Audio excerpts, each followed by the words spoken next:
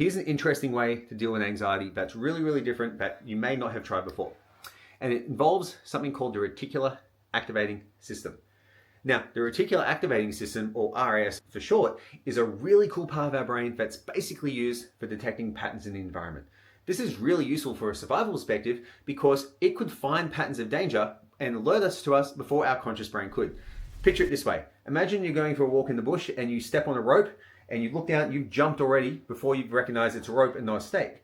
The reason you do that is your reticular activating system working to keep you alive. Now, the thing with pattern recognition is that the reticular activating system gets better at detecting the same patterns over time.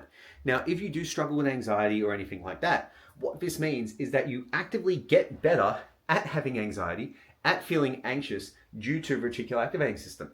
So now we know this, how do we deal with this? What we need to do is train our body and train our brain to actually notice different patterns in our environment. And one of the most useful things to do this is to actually identify the smallest unit or the smallest activity that can bring a level of happiness. So other people have referred this to as finding the smallest thing to be happy about in a day to make it a good day. Now, a lot of people really struggle with this.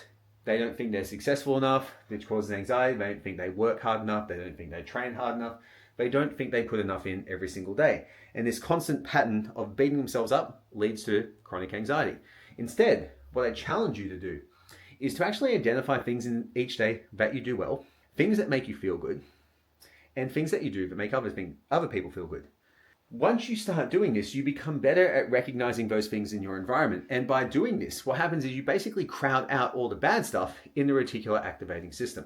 Now, it will still exist, but we have to remember that all our behavior and all our feelings are learned behaviors.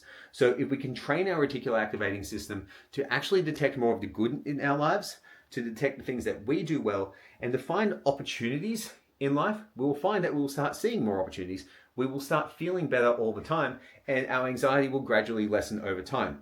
And another easy example of reticular activating system in real life is the yellow car syndrome.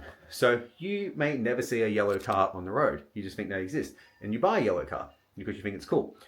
Then within 2 weeks, everywhere you go, you see hundreds and hundreds of yellow cars. It's not the fact that they weren't there before, it's the fact that your reticular activating system wasn't aware of it. Now it's aware of it, it will constantly look for that. So as a business owner, as a personal trainer, as someone who's dealing with anxiety, whatever it is, the more you train your body to look for good stuff, the more opportunities will present themselves to you, which will inherently reduce the anxiety that you're dealing with.